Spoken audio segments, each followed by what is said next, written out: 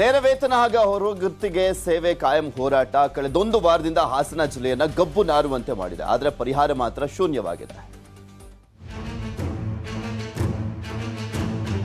ಹಾಸನ ನಗರಸಭೆಯಲ್ಲಿ 35 ವಾರ್ಡ್ಗಳಿವೆ. ಇಲ್ಲಿ ಪ್ರತಿನಿತ್ಯ ಆಟೋ ಮತ್ತು ಟಿಪ್ಪರ್ಗಳಲ್ಲಿ ಮನೆ ಮನೆಗೆ ತೆರಳಿ ಕಸ ಸಂಗ್ರಹಣೆ ಮಾಡಲಾಗ್ತಿದೆ. ಆದರೆ ವಿವಿಧ ಬೇಡಿಕೆಗಳನ್ನು ಈಡೇರಿಸುವಂತೆ ಒತ್ತಾಯಿಸಿ ನಗರಸಭೆ ಹೊರಗುತ್ತಿಗೆ ಆಟೋ ಟಿಪ್ಪರ್ ಚಾಲಕರು ಕಳೆದ ಮಂಗಳವಾರದಿಂದ ಅನಿರ್ದಿಷ್ಟಾವಧಿ ಮುಷ್ಕರ ಆರಂಭಿಸಿದ್ದಾರೆ. ನೇರವಾಗಿ ವೇತನ ಪಾವತಿಸಬೇಕು ಹಾಗೂ ಹೊರಗುತ್ತಿಗೆ ನೌಕರರನ್ನ ಖಾಯಂ ಮಾಡಬೇಕು. ಅಲ್ಲಿಯವರೆಗೂ ಕರ್ತವ್ಯಕ್ಕೆ ಹಾಜರಾಗುವುದಿಲ್ಲ ಎಂದು ಪಟ್ಟು ಹಿಡಿದು ನಗರಸಭೆ ಮುಂದೆ ಮೌನ ಪ್ರತಿಭಟನೆ ನಡೆಸುತ್ತಿದ್ದಾರೆ.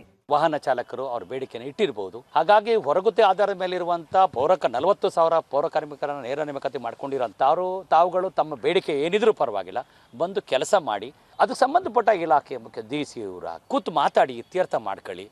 ಇನ್ನು ಹಾಸನ ನಗರಸಭೆ ವ್ಯಾಪ್ತಿಯ ನಗರವಾಸಿಗಳಿಗೆ ಕಸದಿಂದ ಆಗುತ್ತಿರುವ ತೊಂದರೆ ಅರಿತ ನಗರಸಭೆ ಅಧ್ಯಕ್ಷ ಮೋಹನ್ ಸ್ವತಃ ತಾವೇ ಆಟೋ ಚಾಲನೆ ಮಾಡಿಕೊಂಡು 34ನೇ ವಾರ್ಡ್ನಲ್ಲಿ ಮನೆ ಮನೆಗೆ ತೆರಳಿ ಕಸ ಸಂಗ್ರಹಿಸುತ್ತಿದ್ದಾರೆ.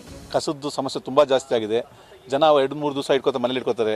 4 ದಿವಸ ಸುತ್ತಂದು ರಸ್ತೆ ಬಿಸಾಕ್ತಾ ಇದ್ದಾರೆ. ನಮ್ಮ 1ನೇ ವಾರ್ಡ್ ಕೌನ್ಸಿಲರ್ ರಕ್ಷಿತ್ರವರು, ಯೋಗೀಶ್ ರವರು, ನಾವೇ ಗಾಡಿಗಳು ತಗೊಂಡು ಇವತ್ತು ಎಲ್ಲ ಕಡೆ ಕಸ ಸಂಗ್ರಹ ಮಾಡ್ತಾ ಇದ್ವಿ ಸರ್.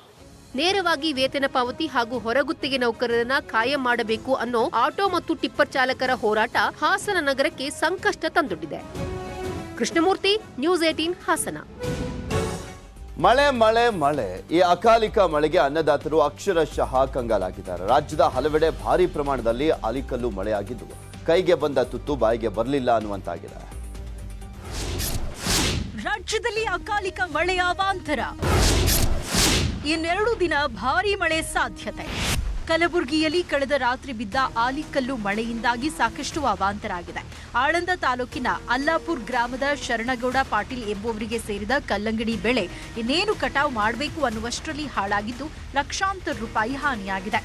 ಇತ್ತ ಕೋಲಾರದಲ್ಲಿ ಕಳೆದ 3 ದಿನದಿಂದ ಮಳೆ ಆರ್ಭಟ ಜೋರಾಗಿದ್ದು 4,000 ಹೆಕ್ಟೇರ್ಗಿಂತ ಅಧಿಕ ಪ್ರದೇಶದಲ್ಲಿ ಬೆಳೆ ಹಾನಿಯಾಗಿದೆ. ವಿಜಯಪುರದ ಸಿಂದಗಿ ಹಾಗೂ ದೇವರ ಹಿಪ್ಪರಗಿ, ತಿಕೋಟ ತಾಲೂಕಿನಲ್ಲಿ ಆಲಿಕಲ್ಲು ಮಳೆಯಾಗಿದ್ದು ದ್ರಾಕ್ಷಿ ಬೆಳೆಗಾರರು ಸಂಕಷ್ಟಕ್ಕೆ ಸಿಲುಕಿದ್ದಾರೆ. ಇತ್ತ ಮಂಡ್ಯದ ಮಳವಳ್ಳಿಯಲ್ಲಿ ಭಾರೀ ಬಿರುಗಾಳಿಗೆ ಜನ ತತ್ತರಿಸಿದ್ದಾರೆ. ಜನ ಜಾನುವಾರು ಮೇಲೆ ಮರ ಕುಸಿದು ಬಿದ್ದಿದೆ. ಮನೆ ಮೇಲ್ಚಾವಣಿ ಹಾರ್ ಹೋಗಿದ್ದು ಹಲವು ಕಾರ್ಗಳು ಜಖಂಗೊಂಡಿವೆ. 10 ಕುರಿಗಳು ಕೂಡ ಸಾವನ್ನಪ್ಪಿವೆ. ಬೀದರ್ನಲ್ಲಿ ಅಕಾಲಿಕ ಆಲಿಕಲ್ಲು ಮಳೆ ಭಾರೀ ಗಾಳಿಯಿಂದಾಗಿ ಕೋಳಿ ಶೆಡ್ ಕಿತ್ತು ಹೋಗಿದೆ. ಇದರಿಂದಾಗಿ 9,000 ಕೋಳಿಗಳ ಮಾರಣ ಹೋಮವಾಗಿದೆ. ಯಾದಗಿರಿಯಲ್ಲಿ ನಿನ್ನೆ ರಾತ್ರಿಯಿಂದ ಬೆಳಗ್ಗೆವರೆಗೂ ಭಾರೀ ಮಳೆ ಸುರಿದಿದ್ದು ಆಲಿಕಲ್ಲು ಮಳೆಯಿಂದ ಜಿಲ್ಲೆಯಲ್ಲಿ 809 ಹೆಕ್ಟೇರ್ ಪ್ರದೇಶದಲ್ಲಿ ಬೆಳೆದಿದ್ದ ಭತ್ತ, ಸಜ್ಜೆ, ಶೇಂಗಾ, ಪಪಾಯಿ, ಮೆಣಸಿನಕಾಯಿ ಸೇರಿದಂತೆ ಇನ್ನಿತರ ಬೆಳೆಗಳಿಗೆ ಹಾನಿಯಾಗಿದೆ. ಬಳ್ಳಾರಿ ಜಿಲ್ಲೆಯಲ್ಲೂ ಮಳೆ ಆರ್ಭಟ ಜೋರಾಗಿದೆ. ನಿನ್ನೆ ಸುರಿದ ಆಲಿಕಲ್ಲು ಮಳೆಗೆ ಒಣಗಲು ಹಾಕಿದ್ದ ಮೆಣಸಿನಕಾಯಿಗೆ ಹಾನಿಯಾಗಿದೆ. ರಾಯಚೂರು ಜಿಲ್ಲೆಯಲ್ಲೂ ಮಳೆಯಿಂದಾಗಿ ಅಪಾರ ಬೆಳೆ ಹಾನಿಯಾಗಿದೆ. ದೇವದುರ್ಗ, ಲಿಂಗಸ್ಕೂರು ಭಾಗದಲ್ಲಿ ಆಲಿಕಲ್ಲು ಮಳೆಯಿಂದ ರೈತ ಮತ್ತೆ ಸಂಕಷ್ಟಕ್ಕೆ ಸಿಲುಕಿದ್ದಾರೆ. ಮಸ್ಕಿಯ ಮೆದಿಕಿನಾಳದಲ್ಲಿ ನೀರಲ್ಲಿ ಬಾಲಕಿ ಹಾಗೂ ಜಾನುವಾರುಗಳು ಕೊಚ್ಚಿ ಹೋಗಿವೆ. Bureau report, news 18.